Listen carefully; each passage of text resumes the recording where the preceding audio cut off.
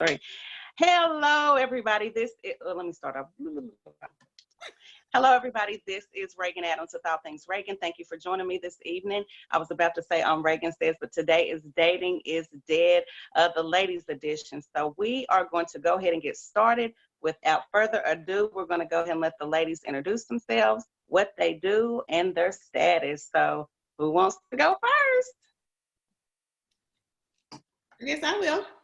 I am Dorian Taylor. I go by Dory, and I am a flight attendant with American Airlines. I am single and ready to mingle. All right, ready to mingle. Ow. I'll go next. Who's next? I'll go. My name is Ariel Johnson. I am from Oak Ridge, Tennessee, right outside of Knoxville. I am an office manager for the Department of Energy. I'm also a budgeting entrepreneur. I'm opening up a clothing boutique for women here in about 3 months after the Rona goes away, hopefully. And I am dating someone seriously. All right. Sister Coy. Hey everybody, I'm Coy Kindred. I work as a grants administrator at a local nonprofit. I also run a web design company. You can find me online at coykindred.com. I'm really excited about my new podcast I'm working on, and that will be called Go Mates. I am happily committed. All right. And we had one other person come in the room.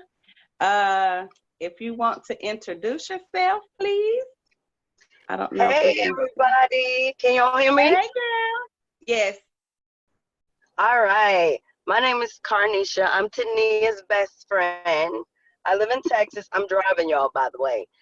I work at the BDA, and I own a fitness studio, a small fitness studio. Okay. What's the name of your studio? It's CNC Fit Factory. My initials, Carnisha Nicole Campbell. Okay. And Carnisha, I got to apologize to you because I did not think until we got on here that there's a time difference. Yeah, me too. I was like, oh, I'm sorry. I apologize. So what we'll probably do, but I'll talk to you about it. It's all right. We might have to have you back on another one so we can see your beautiful face. Okay? That's fine. Yes. That's okay, fine. so we're going to go ahead and get started. We're missing Yarcel, but she may pop on here a little bit later. If not, that's cool too. We'll see her at another time. So we've already introduced ourselves. So what I want you to talk about really quick is what you like and what you dislike about Dating is Dead, Who Killed It, the group as a whole. What's going on with the group? Coy? I love the group. I've been in the group for a minute now, and so seeing it pop off the way it has recently has been exciting. I turn off my notifications every once in a while so that I can stay focused on the things I'm supposed to. As soon as I'm laying down in the bed, I'm on there. I love that there are some people who are very open to learning different perspectives. I think there's like a narrow mindset about dating, especially been scorned or anything like that. And so there are some people who still bring that with them, but there's a lot of other people who seem like they're really ready to listen and learn from other people to kind of shake it up. So. All right. Dorian? Well, what I like, I recently, I think, started looking at the group and joined. I do like the back and forth banter that comes along in the group, just seeing everybody's different perspectives and seeing people who are married or who are in relationships. That kind of helps me to focus more on what I might want in a relationship, or seeing different sides of the relationship once they're in a relationship, since I am single. So that has been very positive.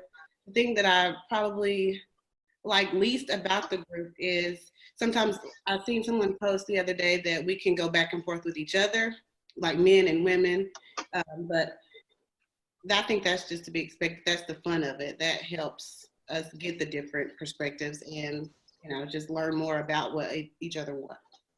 So. Okay. Carnisha?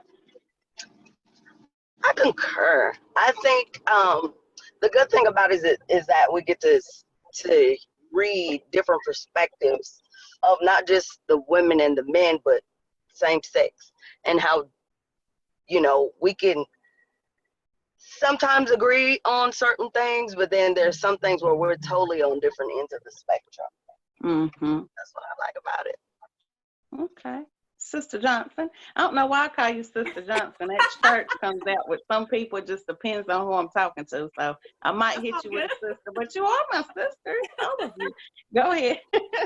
I'm more of an observer of the group, so I don't ever like chime in. I just like to see what everyone says. So I'm like creeping, like watching all.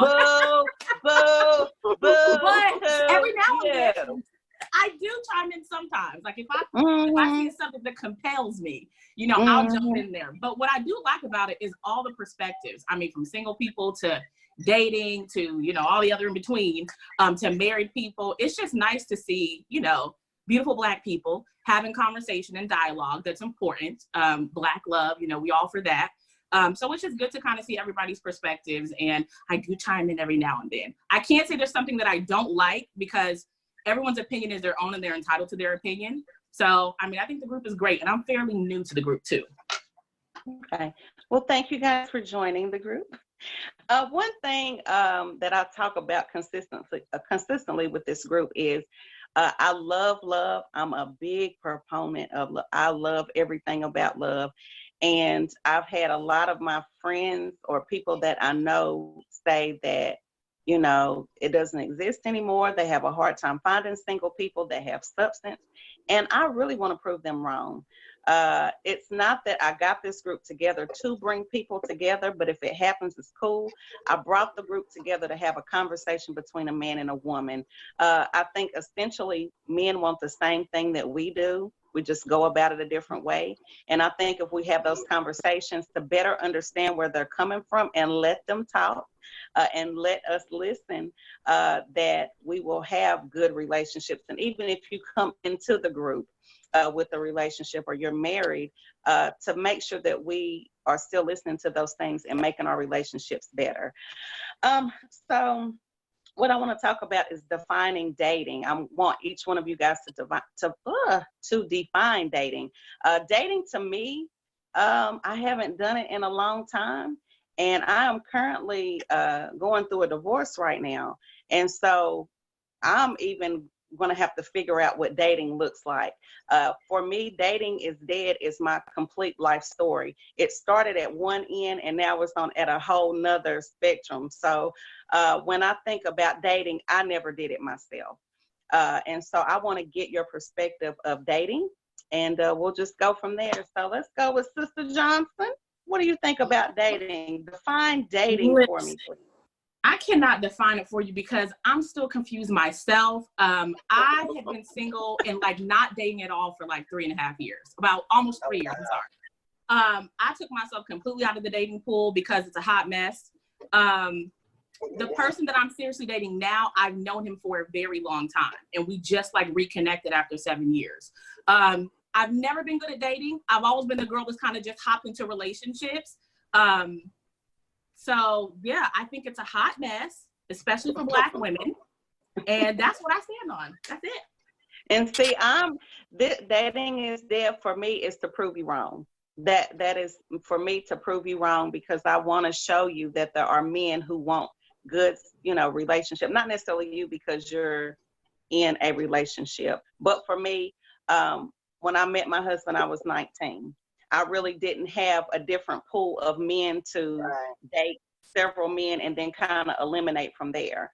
And so who I was at 19 is definitely not who I am now.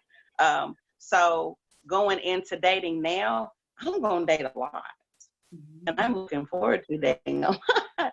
So just to make sure that there is an elimination process. And I don't think a lot of us were born, or not a lot, but some of us, we weren't taught how to date. So I want to send into there. So Dory, go ahead. I believe that dating requires, as I've gotten older, as I've been dating, you need to date multiple people. And until you meet a candidate who is, you know, that you can't see anybody else. I also think that dating does not involve intercourse or relations of Lives Matter because it brings too many emotions, and it's hard for you to date. No intercourse? No, it's intercourse? hard for you to date other people. Oh, okay, I'm just asking. It takes. If you're just feeling like you want to, no, I didn't know. I'm just asking. That's just for me. I do think that men should or women should be treated really great. We should be, courted. I like that aspect of dating and being treated, nicely and treated like a lady. So yeah, I don't think it's dead. I just think it's hard to find potential candidates to date, and we have to remember that we are meeting their representative at first. So try not to give too much of ourselves out. Like I try not to tell every aspect of my life when I begin dating, because I feel like that's how men adjust and do what I want. So it's live. I'm ready. Get on it, girl. Okay. Okay, Sister Carmisha, what is your definition of dating? Well, I'm gonna kind of piggyback off of Dorian. I think that during the dating process, it's not just one person. It's like an interview. Let me test you and see if you can make it to the next level. That's when you start to find, okay, am I really compatible with this person? Outside of the shits and giggles, can I see myself settling down with this one person?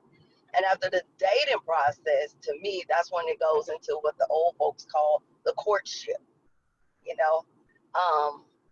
That's where it's, in my opinion, we're talking about, can we see each other on the next level?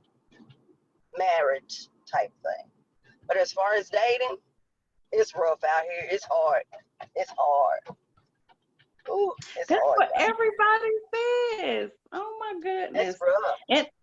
And I don't care what state people live in, they're all saying the same thing. It can't all be true. For me, even I want to help it. I want to help it. I want everybody who wants to find love to find it. That's my goal. It can happen. It's gonna happen. Sister Coy, define dating for me. Dating is that period in which you really get to know someone. I struggle with defining it because here's the problem. I can say what I think dating is, but if the person that I'm meeting up with or dating, if they don't see it the same way, it doesn't matter. So really it's about having the same definition as the people or person that you're interested in. There's so many layers to it, and people get into situationships, there's relationships, there's dating, courting. So my thing is just make sure you're very clear about what stage you're in with the person you're interested in. Right. Okay. That's my take. Go ahead. Because a lot of times when you're dating, you might find somebody that you eventually like, but then how do you move on to the next phase? Like, I feel like I don't want to be the one to bring up, well, what are we doing? Yeah, where do you see yourself in 3 months, or how do you define us? I don't want to be the one to ask. And sometimes even looking in the group, men don't really know when to say that they want to be with just you, or we're doing this, it's just us. Like, how do you take the next step after dating?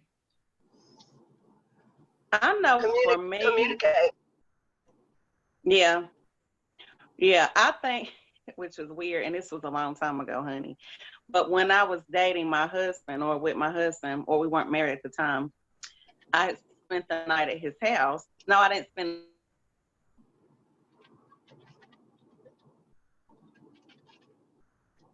the night. It was different. Because you never want me to stay. Like, we go to the house, or we hang out and go. He was like, I want you to stay.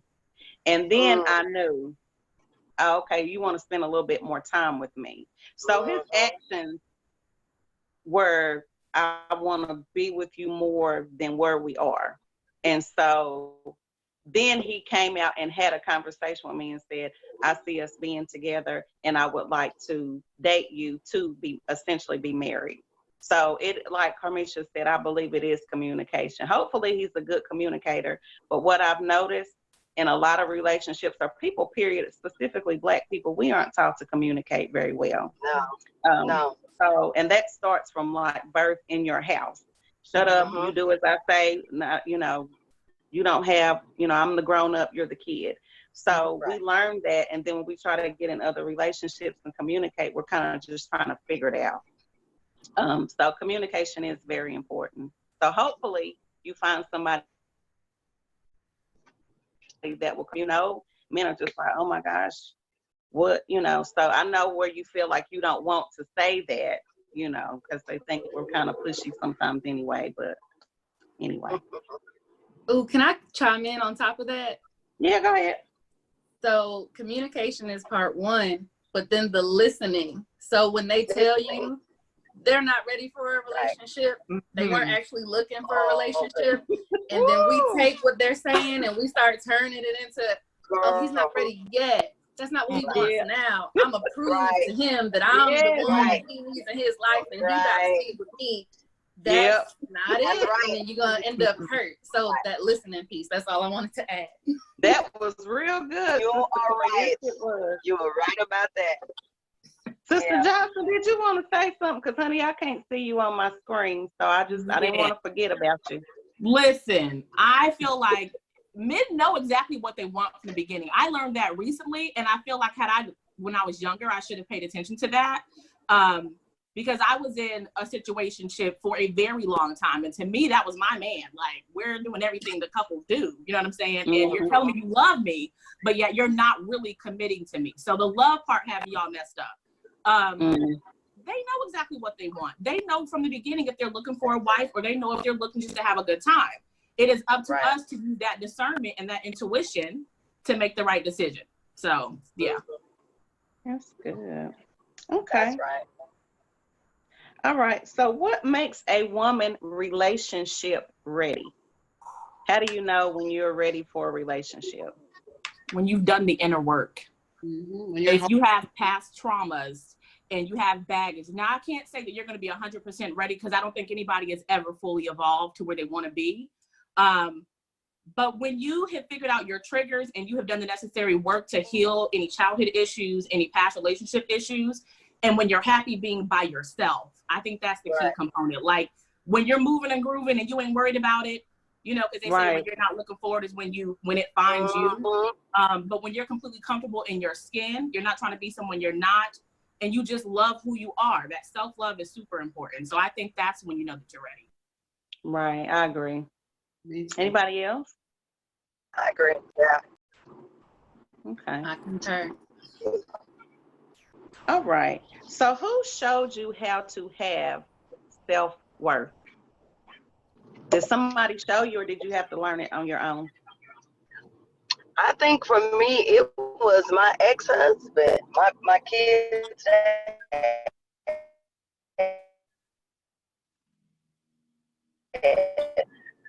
Y'all was my ex, because when we first met, it was, you know, you couldn't tell me nothing. I was the baddest thing walking the base at the time, you know. And then as the more he drunk and the more abusive he became, it tore down my self-esteem and my self-worth. But the minute I decided, hey, this is not who I am. And then I said, well, I want to do something different. And I started working on building me back up. It was like I was kind of grateful after I left, like that I went through what I went through with him.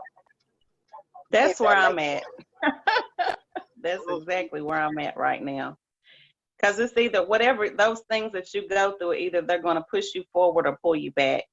So, yeah, sometimes it has to happen that way. Anybody else? I will say that I recently found it. in the past couple of years. Because I went to therapy, okay? We had to get down to the childhood issues, why I was codependent. I didn't have great self-esteem or confidence. I always sought it outside of me, that validation. So through therapy, I learned that, you know, your self-esteem, honestly, that foundation comes from your family or your parents, you know. So as a mom now, I make sure to really encourage and build my son. And I love you, you're amazing, you're, you know, we have these positive affirmations that we say, because I didn't have that. So I grew up not knowing who I was, not knowing that I was beautiful for, you know, for myself. And that led to a string of toxic relationships and always seeking that love outside of myself. So for me, no one taught me self-worth. I had to figure that out on my own. Got it. Yeah. Coy, Dory? I'll say that I was pushed into self-love a little bit harder, I feel, because I started at a young age, graduated high school, and so then it was just me alone. Just being by myself, taking on a new position, and hearing, oh, nice things about me, that didn't make me feel who I needed to be inside. I eventually got a life coach. She has been amazing, and she speaks to me in so many different ways. And watching the other women in my family who I feel like are whole within themselves, and they've always told me that, you know, giving me positive affirmations and spoke positive things into me, but just being alone, talking to God, and just having to figure it out, writing down things and reflecting on, you know, things that I've done in the past, relationships that I've had in the past, and that's all just really pushed me into becoming a better woman, and having the self-love and knowing what I want and where I want to go in the future. Okay. Coy, did you want to tag on to that? My experience was very similar to Carnisha's experience. I got married very, very young. I got married when I was 20 years old, quickly had 2 children, and that divorce after that was very, very rough. And I went from the same person who built me up, had me thinking I was the flyest person on this earth, to I was just unwantable by it. Like I was completely undesired. I had 2 children who was gonna want to date me now, and it was just really rough. And so from being built up to being broken completely down, I just hit a point where I was like, I have to figure out for myself what I mean to me. And so it was a journey. It was a long journey. It didn't happen overnight. I have been to therapy, but it wasn't necessarily just for that. But yeah, I think self-love and determining your self-worth is like a lifelong journey, because as you continue to evolve and learn different things about yourself and grow, there's other little triggers that come up, or things from your childhood that might pop back up. And so you have to constantly be in relationship with yourself to know yourself and how you feel. So that's my Absolutely. experience. I agree. All right. So who taught you guys about dating? Did you see it? Did somebody sit you down and say, this is what you do? Who taught you about dating? When did you figure it out? Nobody. Look, Right. I'm trying real hard not to bash my daddy right now, because he showed me things that were in contradiction to what I was learning about dating from everywhere else, like the movies that tell you it's one way. And him just putting a lot of women before me. I'll let somebody else go. I didn't know what dating was until I got to high school, and I learned it kind of from white folks. I went to a predominantly white school, and everybody would always talk about dating, and I'm like, what's that? Because black folks, we ain't dating. What, you know, we go together. Now, I was going to say, go ahead. Did somebody want to say something? I said we got a boyfriend. You said we go. Right. So that's where I kind of learned, but not learned, and I didn't really figure it out until after I was married. Right before I came up with Dating is Dead. That's when I really learned what dating is, when I got to kind of digging deep and talking to other people. So yeah. Anybody else? Did anybody get shown how to date? Yes, I did. Well, it was the last guy I actually dated before this one, about 3 years ago. And he planned the date from the beginning to like actually going out, right? Because the scrubs I dealt with didn't take me out, and I accepted that mess. So that's my own fault. But this guy really like showed me like care and compassion, and like he put a lot into us being together, and our conversations what happened, were girl? deep. Where he at? Huh? Where's he at? What happened? Well, it was my first interracial relationship. See, white folks. I told We just could not get on the same page. I felt like I was like, I can't describe it. He was amazing and awesome. It wasn't his skin that was the issue. We were far apart from each other, but that was a piece of it. He just couldn't understand, and I really just love Black men. So there's that. There is a difference. There's a difference. So I can piggyback off of what Ariel said, or Sister Jackson. So I guess a boyfriend. I'm trying to figure it out. He took me on dates, planned dates, and I really wasn't familiar. I'm like, why are we doing something all the time? Which, like you said, when we, as a high schooler, go together, you don't do nothing but talk on the phone, maybe go to the movies, but you're really not dating. We actually went on dates, and he's actually in the Dating is Dead group, so hopefully. Oh, hey, boo. Yeah. But yeah, he did show me how to date, so I can give him props. Now, thinking that maybe you guys will reconnect. Who knows? But he's a good person. Well, shout out to him. Is he single? Shout out to him. All right, you. We're not gonna say no names. I ain't gonna say no names. Okay. All right. Anybody else want to say anything about dating, Carmisha? Good date when you're married, or when you're in it. That's just going on. Well, that's one thing I love. If you watch me personally, I love. I'm still learning. Today, I feel like Go ahead. Carmisha, you breaking up, honey. I know. I'm like, I can't hear you. Did you ask me a question? No, about dating. Can you hear me? I can now.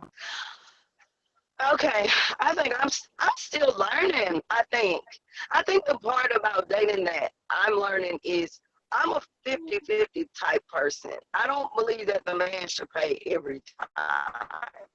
And I have a lot of arguments. Well, not really arguments, but you know, a lot of back and forth with some guys with that. But I just believe this is what I believe. So I'm trying to learn to kind of step back from that and let a man be a man. But I just feel like sometimes I want to pay. Yeah, that's interesting. What? That's interesting. Like I'm cool with paying. But I'm gonna need you to get me like a good 4 or 5 times beforehand.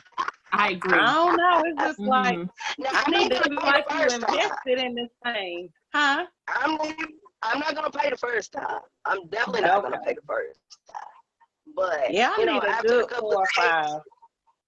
Yeah, after a couple of good dates, then you know I don't mind paying the bill. Okay, that's fair enough. Okay, men say we don't listen. I have been doing some interviews lately, and they say we don't listen. And because I was saying, well, you know, when I have these events, I want to have good quality men there. Why aren't the men Why are they scared of relationship events? And they said they're not scared, but when they come to give their opinion, women are like, nope, that's not right. Like they're not able to have their own opinion and their own feelings and their own emotions. And that was kind of shown today in the group when Sister Tania had posted her thing, where the women were just kind of jumping. We were like, wait a minute, we didn't give the men a chance to talk yet. The women were already on it. And so that kind of further proved that, you know, we kind of stand in our own way sometimes. We don't let the men talk. And when they do talk, are we listening? So is that an actual problem or no? Something wrong with the men. It's not us. I will say this about that post. I think where it got a lot of us women up in arms is when he was like, well, she needs to be checked. I know for me, that was kind of like, whoa, wait a minute now. You can ask me, or you can, you know, we can talk about it, but check, no, I might have a problem with that. Anybody else think the women don't listen? I think the short answer to that question is it's absolutely true that we are not listening. We are not listening. We can't even follow instructions on the post. It's like, ladies, not your turn. We want to hear what other men think. We know how we think. We like, what? Yeah. We already know what we think. Our minds might already be made up about it, but what's the other perspective? So we ain't gonna do right. We are not gonna do right. Sister Johnson? I'm very opinionated, by the way. And I've just learned recently to shut the hell up. Sorry, excuse me. Because I'm like, I know what I want, and this is how it's I'm very alpha female. You know what I'm saying? Too. So this new situation is teaching me to like, it's okay to let somebody else talk. You know, your perspective is great, but their perspective is great. So yeah, we just controlling. Yeah. And to kind of piggyback off of the alpha thing, I was talking to somebody about this because I am an alpha female as well. So any man or my husband would have to be stronger to be able to lead me, to be able to handle me. Like, not handle me, but you know what I mean? Like, okay, Reagan, just cool out. I can't be with anybody soft-spoken. It's not going to happen. But one thing also that I think, even as a leader or alpha, and you have a man, sometimes you're going to have to learn to fall back too sometimes. Because some men don't want you all in their face all the time. Like, you know, always trying to challenge them. They go to work and they do, or should, they're out in the field and they're doing what they do all day. They don't want to come home to that mess. And it's like, when I learned to shut my mouth, even though my tongue was bleeding, I got a lot more done in my house. And I'm so serious about that. And people, oh my gosh, you're so submissive, which I'm going to ask you guys about submission because that's like a curse word to a lot of ladies nowadays. I love submission. I love it. I love everything about it. But I'm going to actually ask everybody's opinion. Define submission for me. What does that look like to you? Do you love the word? Do you hate it? What is that to you? Or does it not exist? I am going to let somebody else answer that because you don't like the word. It's not that I don't like it. I'm just still, I'm still learning about all these things. I'm 34 years old, okay? So I can't define it for you because I've heard it defined so many different ways. Right. And so I'm just interested to see what everybody else has to say about it. Coy?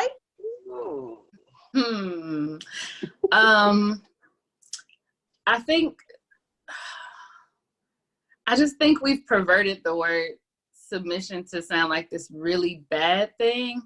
Like you're just letting somebody tell you what to do, when to do it, how to do it. And I don't see it like that. I don't see it like that. I would say that I can submit. I've definitely had like a pendulum swing experience where in my first marriage, I was 100% submissive. Whatever you said do, I was doing it exactly. I didn't question anything. I didn't challenge anything. I kind of just went with it. And that led me nowhere. So then after, when you have a period where you become independent, and you have your own, you built your own, you're used to taking care of yourself, and then another man comes along and he's ready to lead.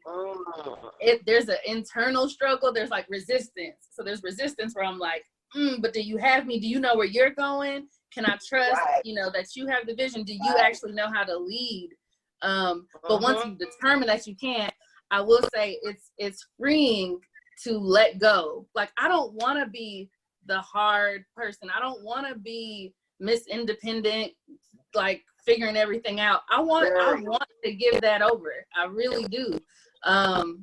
Like, I think that's what many of us want to do, but we're taught, you got to get your education and provide for yourself, because these men out here, they're not going to do it for you. And then especially if you experienced it, then you're like, I can't rely on anyone. And so there's a battle there that happens. I don't know. I don't want to ramble and take up too much time, but I would say that once you can let go and you really have trust with someone, oh my gosh, it's so much easier not trying to challenge and figure out everything. Like, I get so mentally exhausted with the rest of life. I want to be able to let go in one area and know that he knows what he's doing. He's got it. So. Carmisha? I concur. I got to agree 100% with Coy. I have to agree. I definitely got to agree. My bad, y'all. My child is trying to ask me something. Once you have been in a relationship, a marriage, and it didn't turn out as good as you thought it should have, or it just wasn't good, once you get out of that and you do become independent, it's really hard. I mean, it's hard. I know for me, that is probably my biggest struggle in dating. Cause I got married again about maybe 4 years after I divorced my first husband. The second one didn't want to work. He I guess once he got in, he saw my finances and everything, and then it turned into, oh, well, she got it. So 10 months later, I divorced him. But it was right. And it was, but to me, it was like I had to tell him, when you asked me to marry you, you already saw that I was the man of the house. When you asked me to marry you, that let me know that you was willing to be more of a man than I was. But I can't be getting up, going to work every day, and you still laying in my bed. I got a problem. I got a problem with that. So he had to go.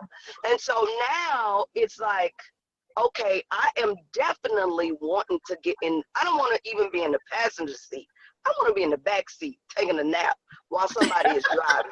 But I have to be comfortable enough to not to be peeking, every corner we turning to make sure that you leading us down the right path. It's rough. It's really hard for me. Sister Dory, did you have something you want to say about that? Well, I actually love the word submission. I think it's because I grew up in a two-parent home, and I have seen successful marriages and relationships. So, and I just see that it's not as stressful as I sometimes can make it be in a relationship. And being that I am just very independent, I want to be able to be submissive, and like she said, be in the back seat, sleep without peeking. But I think that's what dating is for. I think so that you can get a preview to try to be submissive and see if they are carrying you or making a right decision. I think femininity plays a lot into being submissive and trying to be submissive. So yeah, I agree with what they said. I want to be. So let me ask y'all ladies this question though about the word submission and about being submissive. Do you think that in the dating part of it that you should be submissive? No. Heck no. I don't even know if you can lead yet. I mean, I need to figure out, your goals, where you're going, and your aspirations. Because for me, I want to, and that's another thing. Well, that's a whole nother story. Anyway, whoever I deal with has got to be goal oriented. You have got like, I move so much and I do a lot. If you're not doing what I'm doing or more, because I'm not like a needy type person, so I don't have to have somebody under time. So you have to have your own, you gotta have your own movement of something. Yes, we can come together and do whatever, but if I see that you don't have any goals or aspirations, I can't. No ma'am, no sir. Mm-mm. So with that question though, as far as being submissive when you're dating, if you're on a date, I feel like, and an order is wrong, a little bit of being submissive to me would be letting the man talk to the waiter or the waitress and not like butting in when something just goes wrong. See, I mean, that's just little bits and pieces. That's how you can tell if you're gonna be submissive or if this person is gonna be somebody you want. Just, like those little things right there to me tell a lot. It's not really being submissive, but I think it's letting him take the lead just to see if he's going to take the lead. Because I don't want to be like, my steak is too red or whatever. I would at least want him to be like, I don't know. That's hard. You messed up my food. We have some problems. I mean, I'm Dorian, that's funny that you said that because this guy, we were on a date and my food was wrong. And he looked at me and said, now this is me trying to be more of a sit back type and not so aggressive or assertive. He looked at me and said, you want me to say something? I have not talked to him since because I felt like that was your point to be the man and say something. At least get the waiter's attention to come back so that I can say something. Right. I don't want to be yelling across the restaurant, hey. He was looking, he said, you want me to, and then he asked me what happened, and I told him, I said, it just won't work. You didn't do right at the restaurant. Wait, maybe he thought that you were one of those people who don't like to send food back and would rather just leave and not revisit that establishment, because there's people who are like, hey, give him a chance. Carmisha, see, you done missed your husband. You done missed your husband because you done counted them out at the restaurant. Look, I was like, Well, again, with that, at least ask, do you want me to say something, or you good? You want to keep it, or you want me to get their attention to come back and get it? No, it was just like, you want me to say something? And he was nervous looking, like, and I'm like, I saw that weakness, Reagan. I saw that weakness, and I was like, I will eat him alive. I'm good. Why is dating dead? Carmisha killed it at the restaurant.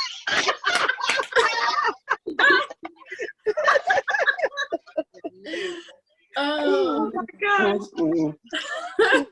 All right, girls. Let's see. Oh, well, that kind of talked about, because the men that I have been talking to said that it is very hard to date independent women. And I guess you guys kind of talked about that already, why it's so hard. But Carmisha, you're going to have to soften up, honey. You're going to have to soften up. Just a little. I mean, Sister Johnson. I'm really trying. You're going to have to soften up a little, honey. I'm trying. I have. Because I was a mess. I was a hot mess. I'm good now. Okay. Define a good man. What does a good man look like? Right now, if you had to pick him, not saying you're with, boy, I know some of y'all kind of can't. Define a good man. Inside and out. We're starting inside first.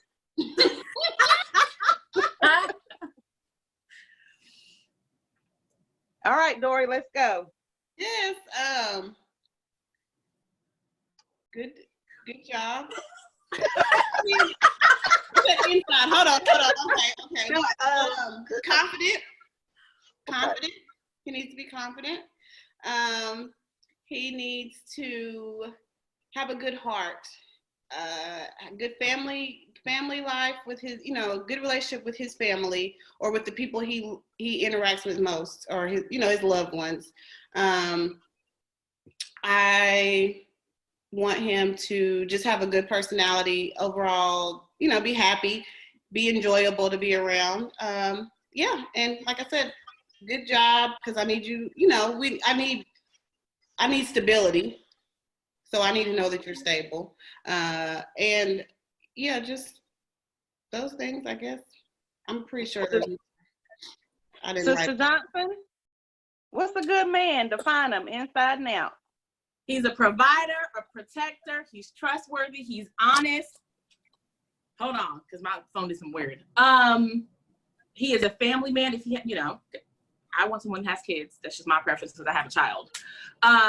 Someone who's supportive, because when you're an independent woman and you're a boss, and you know exactly what you want in that direction, it's important to have somebody that's not intimidated by you, that can support you, that let you do your thing, but is also there like side by side with you. I feel like for me, my biggest thing is honesty, and I don't know if anybody else feels that way, but someone mentioned, I think it was you, Dory, about how men will send their representative, or people will send their representative, period. And I just think, just be honest. Like, I feel like at some point I'm going to find out the truth, either now or later, and then it may work out for you and it may not. So yeah, I want someone that's like my daddy. Let's put it like that. He was the head of the household. He made sure that, we were all taken care of. He made sure we were on top of our studies. He, was also like that shoulder to cry on, and, giving the advice and everything like that. So I just want someone that I can look up to as well. Like a man that's like, again, for me, I have a kid. So are you going to be a great role model for my child? A leader. Who said that? Somebody said leader? Yeah. All of that.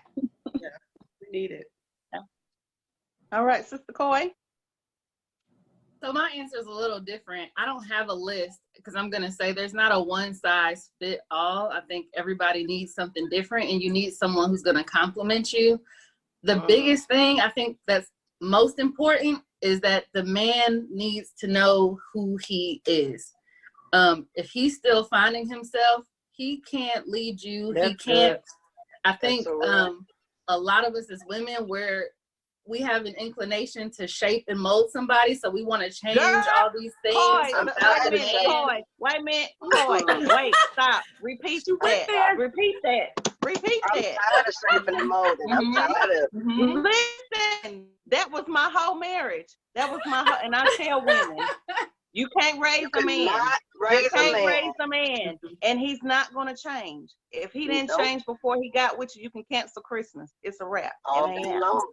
It ain't happening. The caveat to that too is sometimes the woman can change the man, and I don't mean this in a good way. If you have a man, he's a certain way, and you push him and try to get him to compromise who he is and do things the way that you like, the end result ends up being a man that you're not actually wanting because you were attracted to who he was when you saw him. But he let Pass you the collection plate. Pass the collection plate. Pass it. Right to Coy. That's what happens though. That's what happens, and then you no longer want the man that's standing in front of you because he wasn't strong enough to be who he was. So know who you are, know what you want, and be firm in that. And then let the woman determine whether or not she can accept you for who you are. That doesn't mean he doesn't have potential to evolve, but you need to know who you are. Let her determine whether that is a match or if she needs to move elsewhere, or else you're gonna resent her for changing who you really are, and she's still not gonna want you. So where were you 14 years ago? Where were you 14 years ago, Queen?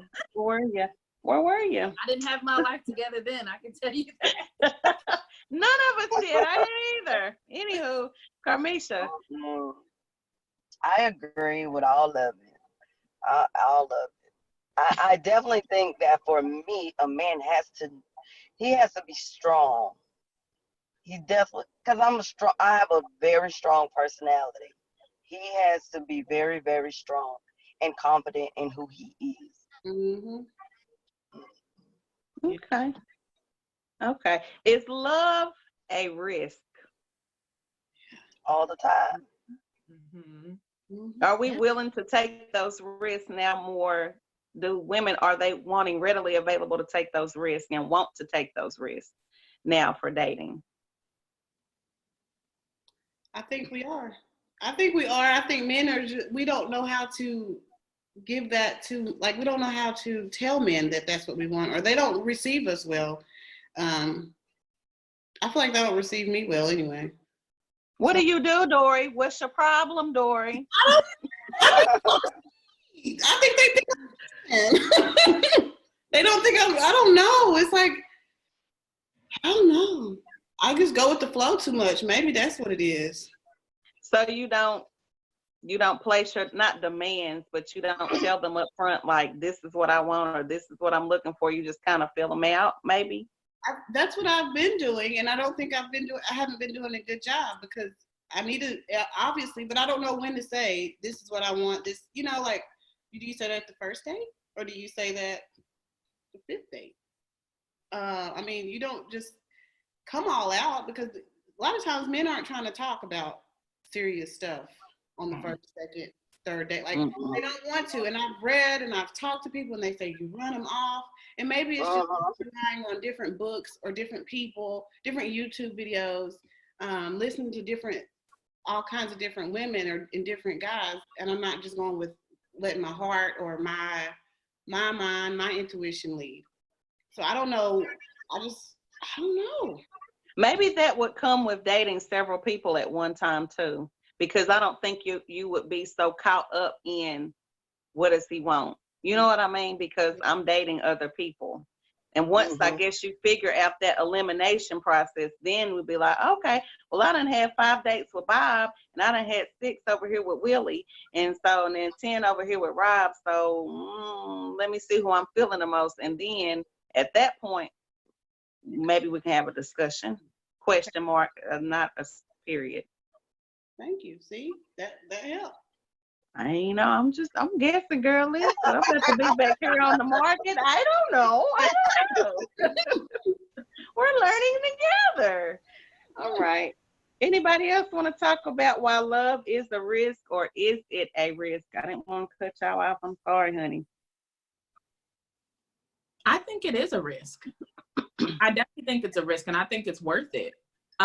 Because what's the alternative? You just don't try, so you'll never know. I mean, there's going to be a space in your life where, first of all, you must determine if they're worth the risk. And that's what dating, that's what this dating process is. And then once you figure that out, you go ahead and just take that leap of faith. And I mean, what the end scenario is either going to work out or it's not. Like, you don't really have anything to lose. You're just going to have, and you won't lose anything if it doesn't work out. You're going to learn a lot. So I feel like, go ahead and jump. Shoot. But do you all think that men, like men who have been hurt, they don't want to take that risk again? A lot of times they have a block up and they are not ready. I mean, and I guess that can go for women too, but I know that men who have been married or have been in long-term relationships, they do not even want to take that risk. If they've been hurt, it's so hard. And it can go, I'm sorry, I didn't mean to interrupt. I'm just learning a lot from interviewing men over the past few months. I have one guy who's going to be on my panel in Charlotte. He gave me a little bit of his background story, and he said when he was dating, he was an absolute whore, had a whole bunch of women, like it didn't make any sense. And then he said he finally was dating a church girl or whatever, and she kind of got him on the right path or whatever. And told him he needs to go to counseling. And when he went, he figured out that his first crush when he was 12 years old hurt him. And he was never able to bounce back. How old was he now? 34. Black people need to go to therapy. Yeah. We need to go to therapy and quit being all tough. Therapy, life coach. If you don't want to come to therapy, get a life coach. Somebody, a mentor who knows what they're doing, knows what they're talking about. Like, we are damaged. I am that's what I do every day. I'm a counselor at the VA. And it is like, you would be surprised at the number of Black people who will come forcefully, you know what I'm saying? And then it's like, once they get there, it's like, hey, what's going on? My wife said I needed to come. My husband said I needed to come. Okay, but what do you think? Because if you're forced to do something and you really don't want to do it, you're not going to get nothing out of it. Oh, can you repeat that? Can you repeat that? Repeat that. When you're forced to do something. When you're forced to do something you really don't want to do, you're not going to get nothing out of it. Girl. Now you get the other part of the offering. It goes from Coy to you. You get the other offering. And just to kind of piggyback off of the therapy part, that's one of the things I've added to Dating is Dead. I'm going to always have a black female, black male therapist there to give their perspective. You know, we can continue to have these conversations about dating all day long. We can, but really we're going to be talking round and round in circles if we don't get the proper tools to be able to handle what's going on. And like I said, I don't have this event to put people together, but I know it's going to happen. It's just what it is. At some point, some people are going to meet and they're going to say, man, I'm thinking different. I'm learning different things and I'm ready to meet somebody. I'm growing and I'm working on myself. I'm ready to meet somebody, but we have to have somebody in place to be able to help us with dating, help us with life, because relationships did not start when we started dating. It started with your mom, your dad, your aunt, your uncle, your cousins, your friends, you know, how people treated you along the way and how you process things. And the people you date get all of that. So, yeah. Did anybody else have anything to say? I have 2 more questions and then we're done. Okay. Why do women cheat? They don't. Women don't cheat.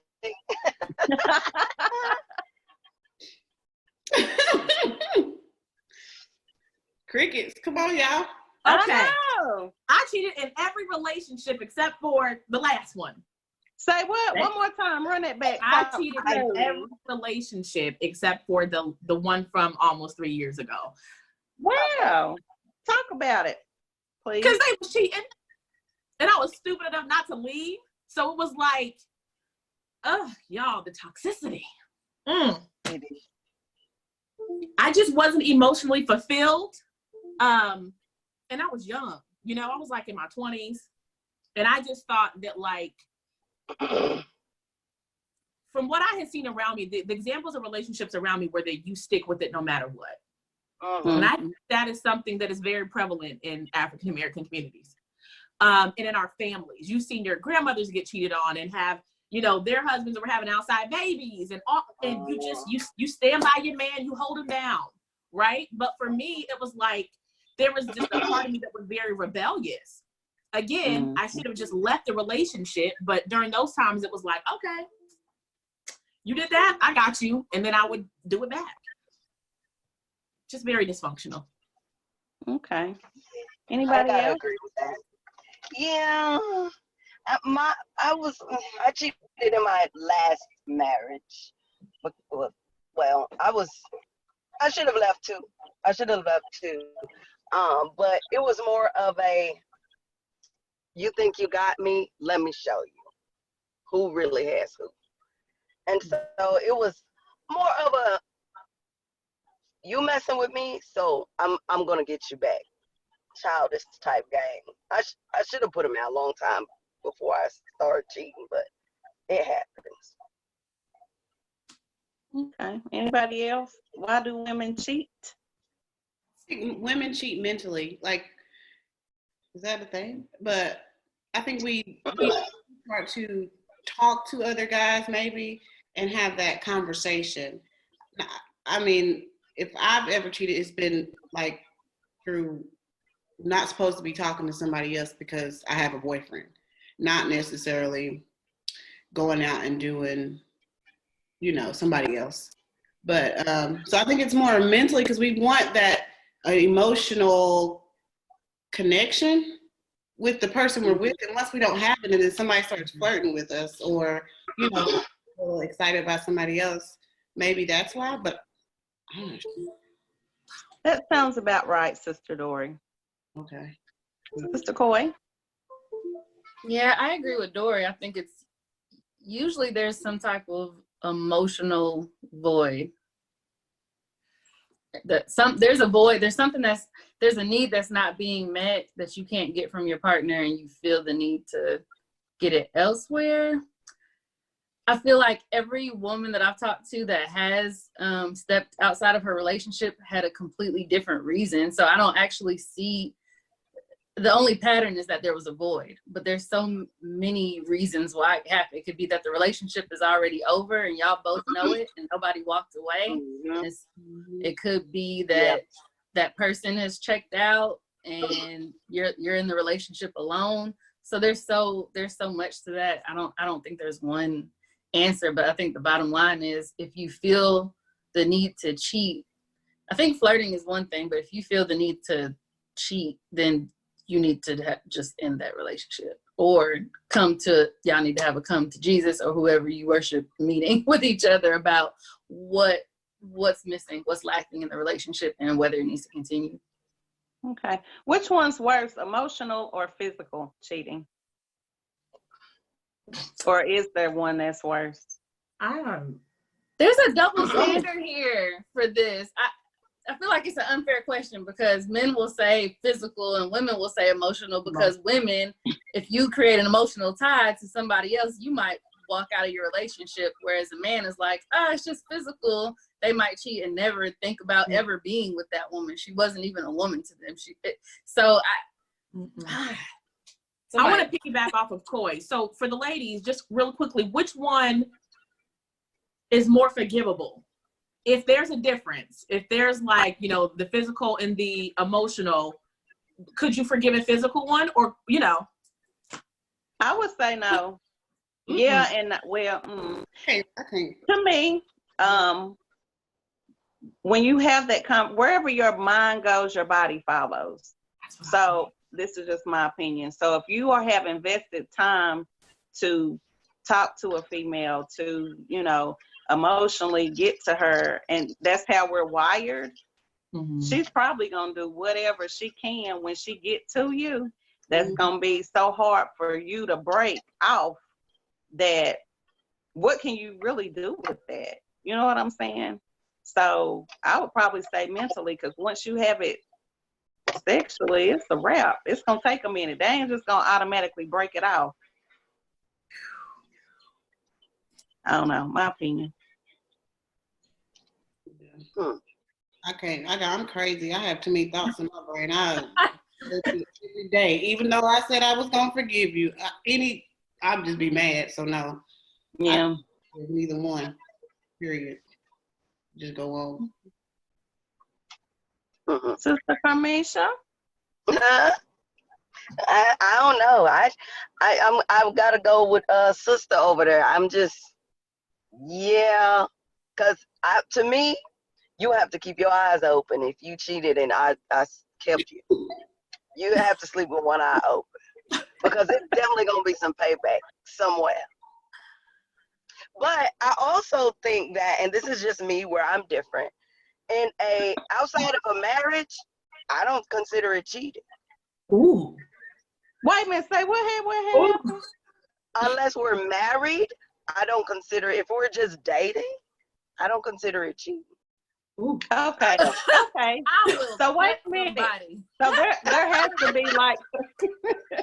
So wait. So dating. So to you, is there dating, and then like relationship, and then marriage? So in the middle part, then you don't. In the middle part, if we have decided that we're going to, I'll give you an example. This guy, we were talking and we knew each other for years. And one day he said, you know what? I think we should be together. I said, be together as in just like me and you and nobody else? And he was like, yeah, crazy lady. What else does that mean? I mean, no, I need you to understand. Does that mean me and you and no more outsiders? Because if that's what that means now you're going to be held accountable for your actions. And he said, I'm nervous for him. Come on with it then.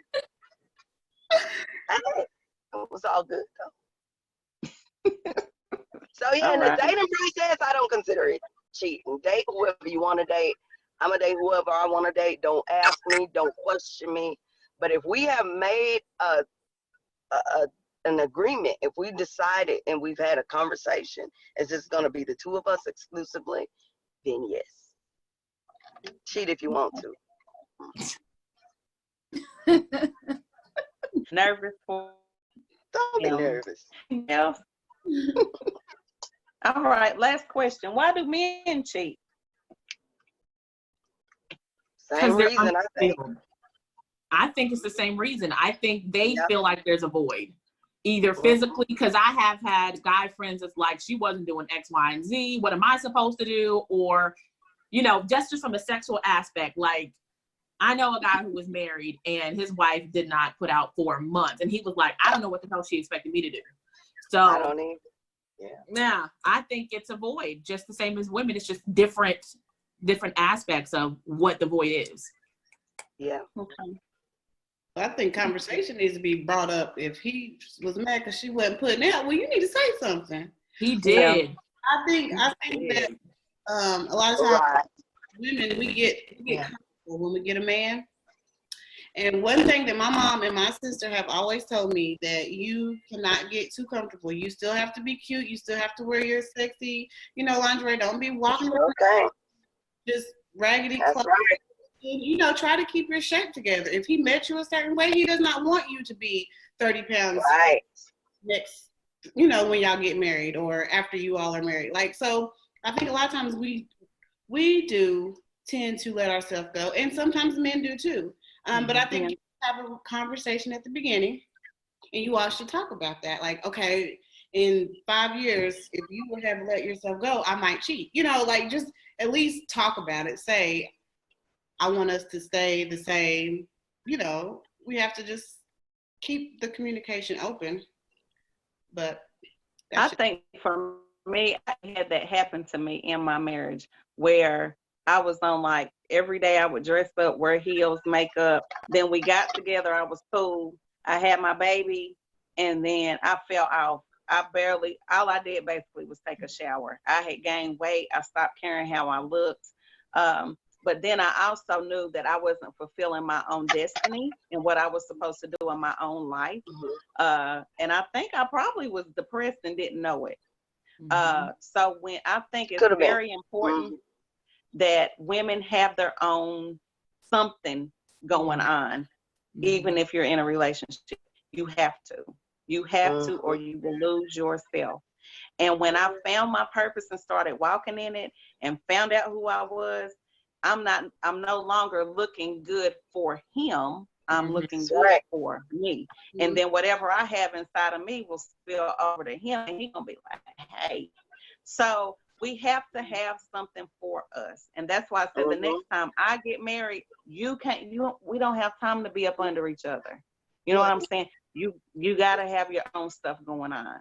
And that's what he said. He said, we need to remember that we are individuals, two individuals that come together to, nobody's half, nobody's, we're not 50, we're not half, we're whole when we are separate. Absolutely. So together, two parts, two whole parts, having your own thing, having something that you like to do and that fulfills your time, so that you're not wanting to be, like you said, all up under him or worried about what he's doing. If he's up there, playing the game or on his computer, you ain't worried about that because you got your own stuff going on. Then if he happens to leave, God forbid, you're not going to be devastated like, oh, what am I going to do? I don't know. Right. I see so many women where I work who have been, shout out to the housewives, definitely not saying that, but housewives that don't have a skill. Or, and they haven't worked for 15 or had anything for 15, 20 years. The husband gets tired and says, I'm out. And then they have to come see me and like, I'm devastated. You got to, if you're going to be a housewife, cool. I'm cool with that. But have something on the side that you're not devastated when they leave. Yeah, have a plan. Yeah. Right. All right. Well, honey, that's it. I thought we were didn't get a chance to answer all the questions, but we did. Did y'all have any questions, concerns, statements? This was awesome. I enjoyed this, ladies. Nice to meet you all. Here. I just want to ask, what made you decide to do this group? Like, what made you come up with Dating is Dead? Well, I said I love love. I've always been a hopeless romantic. but I also like to see other people in love. I just, especially like the very beginning part of dating, when it's out, as my friend says, all the lies, you know. But the very beginning part, when you're just really smitten with each other, I like that part of it. But I also like that to be able to be continued. When I first started, my husband was out of prison at the time. So my story was, oh, I met my husband and we this and we blah, blah, blah. And then once he went to prison, and it forced me to have to really look at our marriage and really look at how we met, really look at how we dated. And when I stepped back from it, I was like, we should have never got married. And the crazy thing is, at the very beginning I did like 3 events for Dating is Dead, and nobody really came. I think I probably had 15 people, maybe 20. Yeah, Coy. Yeah, and actually the one Coy came to, I had 30 people. That was my very last event. And I said, you know what, I'm not doing this anymore. And I left it alone. 5 years later, here we are. Somebody said, start the group again, start it again. Because this group that you guys are in, it's been in existence for 6 years. We only had about 25, maybe 30 people in the group. Coy was like one of the main members when we first started. But as I've gone, huh? I was going. You're the one that put together the thing on Valentine's Day. Yes. Okay. And that was the one where you tried to come, but it was sold out. Was it sold out? Oh, yeah, it was. But I did my last one that I did 5 years ago was Valentine's Day weekend too. So I was like, yeah, I did that one. But I was in a totally different place. And then, like I said, I took a break and my friend said, start it over again. And I was like, I don't want to do this. But when I did, for some reason, it popped. And I was like, okay, what's so different from now to last time? And God told me it was because you weren't ready to really even talk about it, because you were in one space of your life where I had to take you through some things. You had to get rid of some people had to come in. Like I had to position some things. You had to live and you needed to see some other things. And now you are Dating is Dead. I can talk about Dating is Dead real good. And when I get this divorce, we're going to talk about it real good. You understand what I'm saying? And not to shame him, because he is a wonderful person. But like I said, when I met him, I was 19. I had just gotten kicked out of school, not once, twice, living with my mom. Like, I didn't have a clue. And he's 10 years older than me. Y'all do the math, right? And so me now in the spot I'm in, I'm excited about Dating is Dead. I'm going in with the strategy as well that I didn't have before, and more knowledge with my other businesses that I didn't have before. So that's how I got started. It's the premise of love. It's the premise of communication, and just understanding, knowing, and growing from the inside out. That is with all of my businesses. Just getting to know who you are, loving yourself first, and then you can be connected to somebody else. So yeah. Really good. Thank you so much. Thank you. All right, ladies, y'all have a good night. Y'all too. And this Y'all will take care. air Be on safe. Monday at 8 o'clock. So tell everybody to tune in. I will only have it in the group. I will not put this on my personal page. It will be in the group. So if anybody wants to see it, they will need to join the group. Okay? All righty. Thank you. All right. Thanks. Bye, ladies. Bye. Bye-bye.